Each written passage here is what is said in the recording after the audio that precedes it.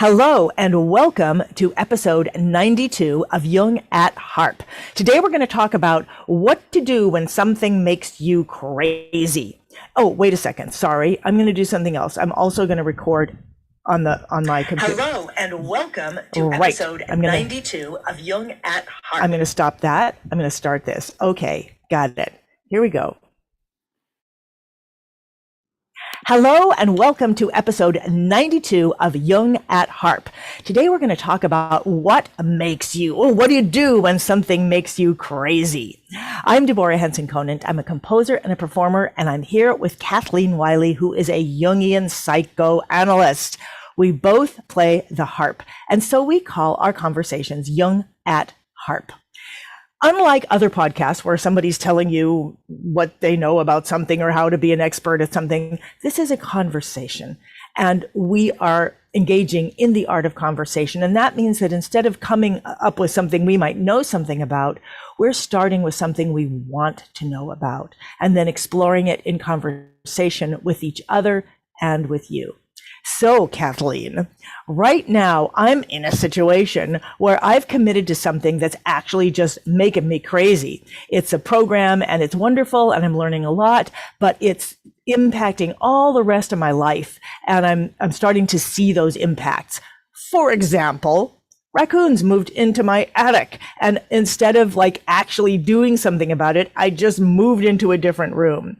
And so, and other things have happened like that. So I can see that there are impacts where I'm just not dealing with the other things in my life because I'm so overwhelmed with this one particular thing. And so I want to talk about, what do we do when something kind of makes us crazy like that, but we're afraid, we don't want to let it go because we're thinking, I'm going to learn so much here, or and I see this a lot. Sorry, blah, blah, blah. I see this a lot when people join Hip Harp Academy. There's so much here for people to learn. And I see that people make themselves crazy in ways that they don't need to.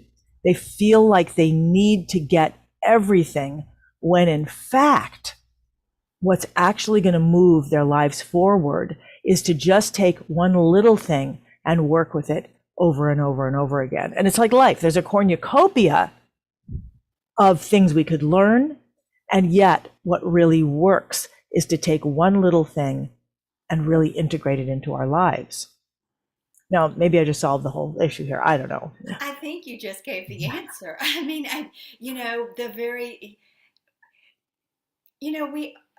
I want to say it? We all have to deal with our greed and and our greed for knowledge, our greed for information, our greed for more, whatever the more is.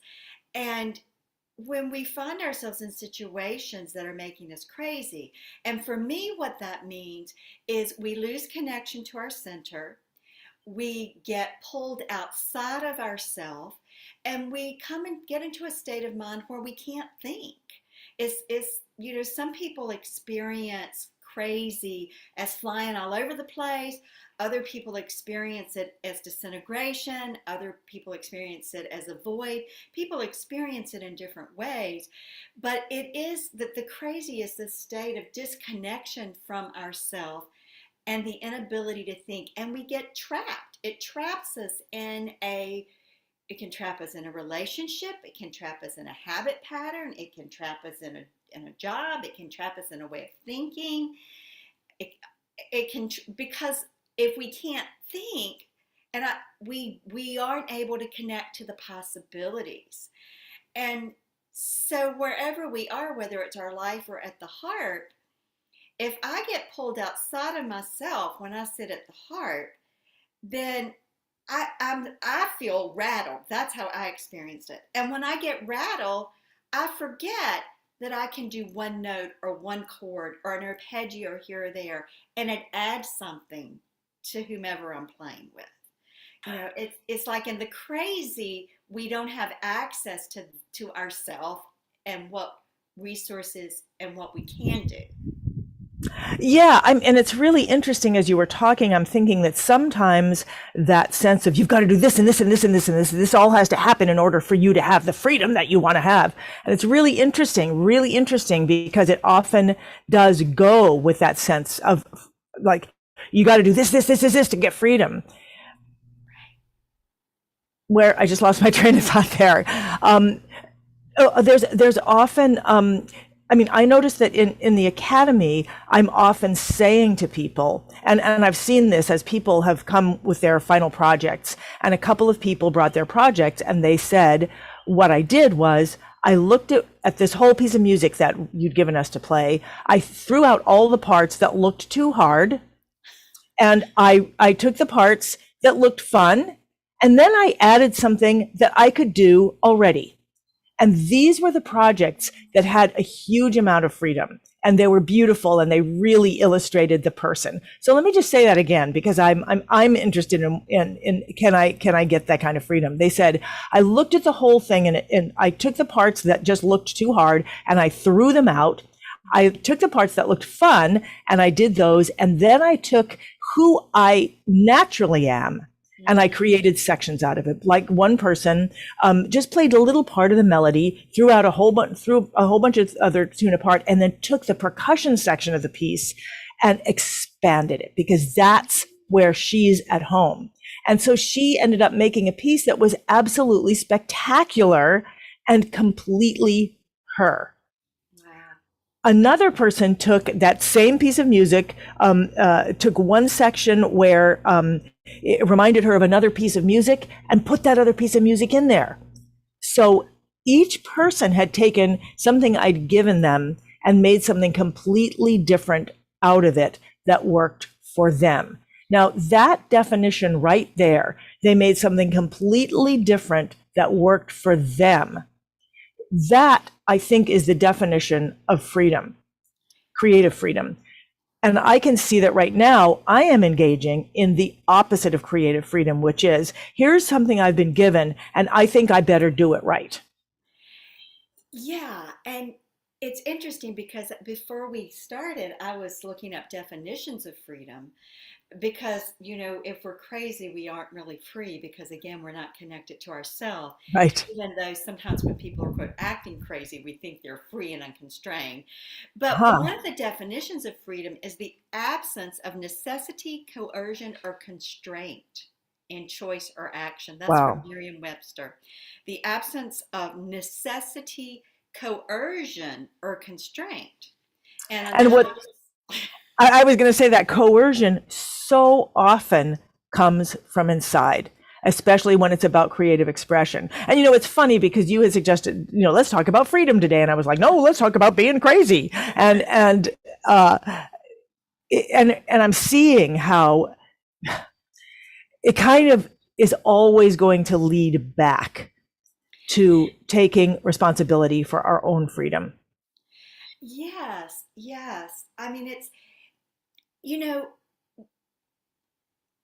in order to not be crazy, we have to be willing to acknowledge our limitations. And Mm. human beings have a really hard time with this. And Yeah. I can have a hard time with this and the people I work with. So if we acknowledge our limitations, though, but the limitations not of our adaptive self, are not even of who we think we are, but the limitations that are right for our head, heart, and gut in any given moment in time. And Yeah, I was it's thinking about the current self. What are the boundaries right now of the current self, and somehow getting free within those boundaries lets us be free in any moment, I think. yes, I mean, it's the principle of right limitation, is how the Western mystery tradition talks about it, that the right limitation is the limitation of our own psyche, of the soul, the essence that we are, and that my limitations are different from your limitations, and your limitations are different from someone else's. And how Right. do we work with within our limitations, where really exist all the limitless possibilities for who we are? I know. And I mean, that's what I was and just thinking when you said that, and I was thinking about this piece that one of the people in the academy played, and while she was thinking, "Well, I have limitations," all that was happening is that by her thinking, "I have limitations in being able to do this, so I'm going to do this," and all that did was open up this other, completely different, infinite, very authentic, really fun experience and expression of who she is. And it's almost like that's what opens that up. yeah, I mean, it's just such a beautiful example that by starting with her limitations, i.e., the definition of who she is and how she could come to the piece of Right. music, she was able to do something very creative, very expressive, and very beautiful. Right. For sure. And totally eye-opening, and not only free within herself, but opening up opportunities for freedom and possibilities for freedom to others, Right. possibilities that weren't there and wouldn't have been there if she had actually done it the way it was created, Absolutely. which was made for somebody else's freedom or and somebody else's limitation at that time. Yes, yes, yes. and and that's why I love this whole part in that I do beyond the page. So I'm a composer. I write things out, but all that is the state of that piece at that day and what I was able to write out. And it's really a blueprint for all kinds of different self-expression. But we are so used to playing what is on the page of life. I'm always caught there. I'm always looking at my students. I'm teaching them how to get off the page of music, and I'm searching to see what can I learn for myself in getting off the page of life where I'm stuck Right. and where I'm feeling crazy because I feel like I've got to do it a certain way. So to me, freedom is actually somebody saying you don't have to, you can do it any way you want. That doesn't help, because if I have limitations and I can't even see what a possible other way is, or I haven't practiced it, or I don't have little things to practice, I don't have that freedom. Right. Oh my God, I'm just realizing this is why. So my students have started asking for snippets. We've been for about a year now. At the beginning of every live chat, they ask for a snippet. And a snippet is just some creative idea like that. It's something you can learn in whatever 15 seconds. I can teach it to them. And it's the beginning. It could be many things.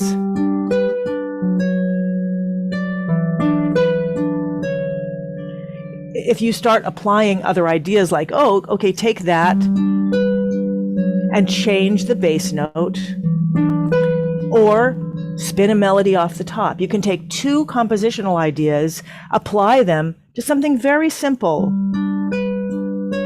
which is really G, D, B natural, C, D, C sharp. That's it. That's the whole idea. But then you take compositional ideas that you could apply to anything, apply it to that, and suddenly you start having something. And one is change the bass line. The second idea is add to that little melody at the top.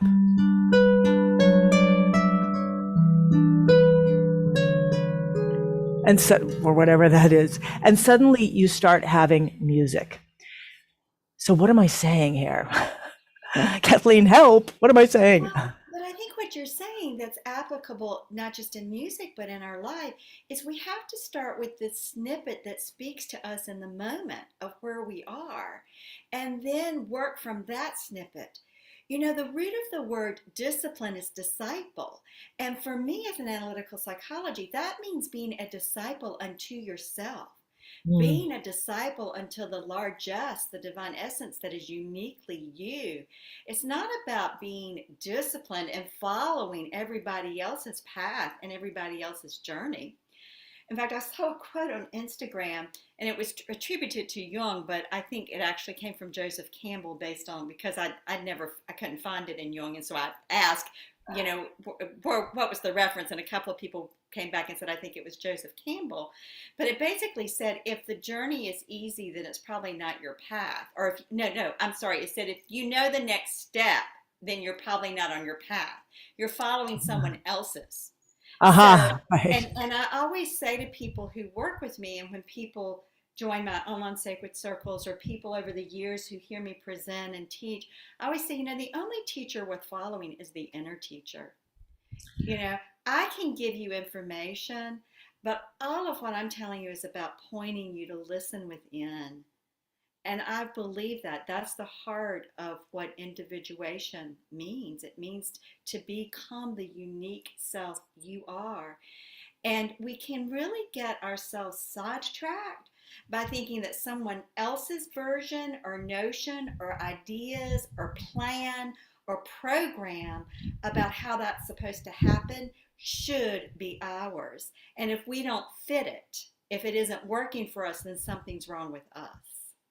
Well, that's really interesting. I want to go back to the disciple of ourselves in a second. But I also want to say, when I'm trying, I mean, all my life I've been pushing the boundaries of the harp, and I often did that by working with different teachers or putting myself in situations where I had to do something that was impossible. Like I was working with a guitarist and whatever they were teaching me was impossible on the harp, and therefore I would find a poetic translation for it. But so I always made a commitment that if I was working with a teacher, I would do exactly what they had me do as I was learning, however awkward or uncomfortable it was, so that I could get that. And so I think I believe there's something to actually taking a form and working with it, even if it feels completely awkward. Like for example, I know that when I was writing one of my one-woman shows, I had some ideas and I was going to take them to a group to look at, and I felt like I had nothing. There was nothing there. It was embarrassing, but I put that nothing into the form of a play. I made it look like a play. And then I handed it to them it was one of the most humiliating things I ever did. I felt humiliated, but they took it and they responded to it as if it were already a play. And their insights were phenomenal. And they ended up, from that, created a play that was really powerful and something I never would have thought of or gone to myself. So it's not that I'm confused. I'm just looking at all these different ideas. So you said, if you know the next step is probably not your path, and also something about, finding your own way. And then yet at times, it is by following someone else's way that we can get out of our own way. Well, we learn by imitation. I mean, Right. this is from birth on. We learn by imitation. So if you're working with a teacher or you're in a program, I mean, you have Hip Harp Right. Academy, I have the Right. online circles, then following someone else's way, meaning that you are learning from them. You're putting into practice a skill that Right. they use or a technique that they know works. Right. And you still are centered and connected to yourself, starting with where Mm. you are, having your own relationship to it. That's very different than getting caught in what would be a state of non-freedom, which is, oh, I can't do it exactly the way they do it, so there's something wrong with me, and starting to feel crazy. There's a Right. difference between feeling awkward and uncomfortable. I mean, anytime we expand ourselves, we're going to have some discomfort. There's going to be awkwardness when we try out new things, but that is different than feeling crazy. And so what do you do when you feel crazy? What do you do when things make you crazy? Is you have to really be honest. This is not about stretching myself, discomfort, or this is pushing me, this is keeping me outside of myself. There's a difference.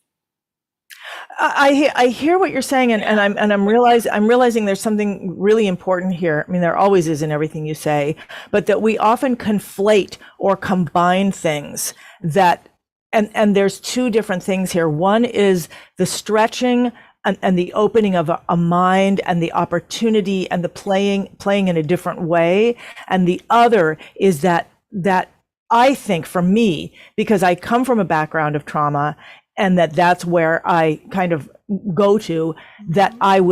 I will actually sort of like put it into that little box. Like, let's put this into the trauma box and, stuff it in, and that's going to be, that's how I'm gonna deal with it, or whatever. And I'm realizing those are two different things. Now, having to actually be in the, like, hey, I'm not able to do this. This is this thing that I think I see other people doing, and I see them doing it beautifully, and it's gorgeous, and I love it, and I'm not there. Yeah. And I may never be there, and I don't know. I see it, and I can't. Now, I'm seeing myself there in this other program, and I see it in my students, and I'm able to help them in music say, help them connect to themselves and their way, but I don't know how to do it with myself. Yeah. And so part of what I would say is really important for you then to have coaches and teachers in your life who hold space for you to find yourself in relationship to what they're offering. Mm, You know, mm. one of the definitions of freedom, is the quality or state of being exempt or released from something Mm. unusually onerous. Wow. And then that's really interesting, because the only thing I can think of is like, I gotta get out of there. I gotta get out of there. And yet I know that, and yet I know there are many, many, many levels of release. And I know what happens in the academy is that people come in, they think there's a way of learning that they have to stick to and they have to get to. And then there comes a moment of release when they realize, oh, just because there is an infinite amount of learning and possibility here doesn't mean that I have a responsibility to do it all. And just because I paid this amount of money doesn't mean that I have to, like, what is getting my money's worth? What does that mean? That's a great question. Yeah, yeah. You know, working within our limits, I want to go back to this because I think part of what does make us crazy is when we try to be someone we aren't. And again, that doesn't mean we don't stretch to grow or we don't put ourselves in crucibles and what I call greenhouse situations where we are amping up our growth. I don't mean that at all. But to amp up your growth, you have to start where you are. And that when we take on expectations that are about other people or other people's experiences that we're working with or who are working with us, instead of starting where we are in relationship to whatever the teachings, the premises, the program are, that's going to make us crazy. Because part of the antidote to crazy is getting grounded in our body mind. And the definition of body gives definition. Definition is limitation. Right, right. And um, I was telling you before we started about that when I was between marriages, I was dating a man who just made me crazy. I mean, my whole central nervous system stayed activated so long. And he would do things and I would try to talk myself out of, well, that's normal. I must want too much, this or that. I was in analysis twice a week. I was looking at this on my attachment issues. And I finally just woke up one morning and I thought to myself, I may be crazy as hell. I may be the one who's all effed up, but I don't care. I am miserable. I am outside of myself and I'm done. I'm ending it. I've had it. I've had enough. And it didn't matter to me at that point if I was crazy and fucked up. It just didn't matter. And it was the most freeing. By the way, let's remember that part of this must get cut out. Yes. That It language. just was. I just had, and and it was the best decision. And once I got Mm-hmm. out of it, I could see the craziness of it. And then he would call me and leave these messages on my machine, sobbing and how I didn't care and all these things that would just normally hook me. So I enlisted a friend of mine who happens, my best friend from college, who just happens to be a minister with the United Methodist Christian Church. So I would call him, and he would do the line from Will Rogers, "Danger, danger, step back from the so and so," like Will Rogers, danger, danger. Wait a minute. Do you mean? I think you mean Will Robinson, but it's Will okay. I Robinson, would. yeah, yes, yeah, danger, danger, and so, Right. and and it was a danger for me, and because it just wasn't the right fit. And how this particular person operated in the world, his idea about relationships, his response to my needs, they weren't working for me. And trying to fit myself into what worked for him made me crazy because I had to leave myself. And so what do you So do when you're crazy is you have to be honest with yourself. So here's the big question, the million, 2 million, now it's $1 billion question. What happens if that person who's making you crazy is you? Well, then you need a good analyst. I see. I mean, I mean, Okay. ultimately, but no, to your point, ultimately, we are the ones who make us crazy because Right. I was making myself crazy by trying to talk myself out of what I felt, Mm-hmm. by dismissing my needs, by pathologizing what I was feeling, by getting caught in my own insecurity and feelings of less than. So it Well, really was my own leaving myself and dismissing of myself. and how do you know the difference between when you're resistant to change and possible, freedom beyond what you have, what you're caught in, and when and so something that actually is a because I will resist and avoid things that are going to give me freedom just because they're uncomfortable. I don't know why. Whatever. Call in the wildlife guy. Um, and how can you tell the difference? And what are maybe, I know we're coming up to, kind of, we have just a few more minutes, but so we're feeling crazy in a situation.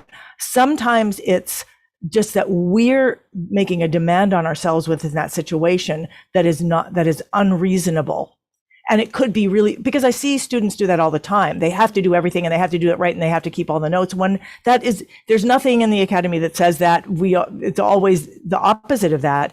And yet I totally get it because I will do the same. I will not believe that, just a little bit will give me what I need. So that flip flop between where something is actually making us crazy because it is not possible to be who we are in that situation, or the time, there really is a time. It's not just that we don't know how to do it right. It's really, there's something there. And like, how do we know? And what's a sort of a litmus test? What's a thing that we can do to be like, is this workable? If I let go of enough, is this workable? And no matter what I let go of, this is not workable. Well, I think the litmus test is, does it make you crazy? Resisting something again is different from feeling crazy. So I think the first that you have to really discern, and um, because feeling crazy, which I'm defining as leaving your center, not being able to think, you know, feeling, and again, some people feel that as a fragmentation, some people feel it as flying outside of themselves, some people feel it like flying through space, some people can feel it like a black void. There are others, but those are common ones.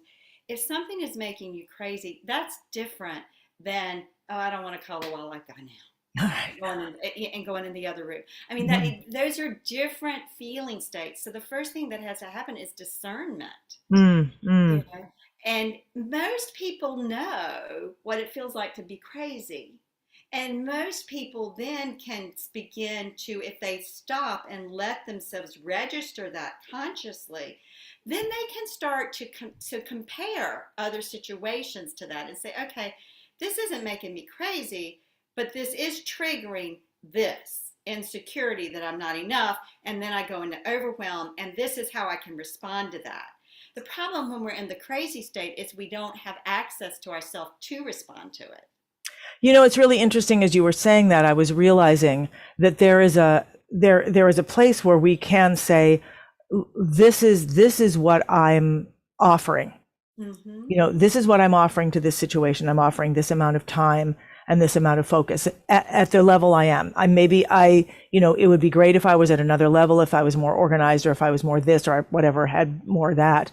But if we can actually stand, and I think that's the beautiful and the powerful, and what I see when I see my students break through, mm-hmm. It's when they are able to let go of the who I should be, what I'm not, and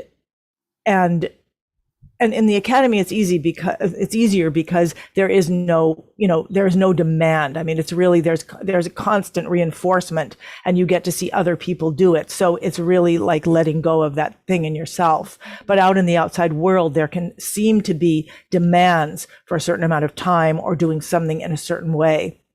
And there is not reinforcement for letting go of it. And so I think what you're saying about the discernment and being able to actually get centered enough to think, this is what I'm willing to offer, with complete open-heartedness. I'm willing to offer this amount of time and this amount of openness, and that's it. Mm-hmm. I'm not going to give everything and turn over everything in my life in order to do that. And then actually I'm just realizing how brilliant this is, and actually making boundaries of time or space, because those boundaries are actually what will create the breakthrough. And the freedom. Right. They give you freedom. That's right. Yeah. And when we're not willing, and I'm guilty as charged, when we're not willing to create that boundary, and we are thinking, I can do it, I got to be able to do it, I must be able to do it, I'm not good enough, I have to, if only that's when it gets crazy. That's right. That's exactly right. And it sounds so easy, and I'm thinking, simply to use my calendar and set those times sounds so easy, and emotionally is so difficult. Because then I have to accept what my limits are in this moment. That's right. And embrace them as actually the catalyst for the transformation. I'm going to say that again, because I see that accepting my limits as at this moment, and living into them and becomes the catalyst for transformation. Yeah. I mean, that is so beautiful and the truth. And it is why I offer the Essential Embodiment Practices Circle for 6 months, because when we come back to our body and we begin to tend our body mind, we begin to realize that within our limits and boundaries is everything we need. And it changes our sense of that, which then translates out to how we move in the world with other people, well, with ourselves first. Right. And we realize that the limits and the boundaries are the gift. That's where the freedom lies. It's really interesting, because as you said, I have essential embodiment practices for 6 months, and I was like, right. And while I offer individual classes where people can learn things, I really just want people to be in the academy for a year, 2 years, 3 years, 4 years, because that's where the transformation starts to happen, where I see people start to let go of all those preconceived, I gotta do it like this. And it happens through all these different structures. I mean, we're learning improvisation structures, sure, but what's really happening is they're getting to watch each other.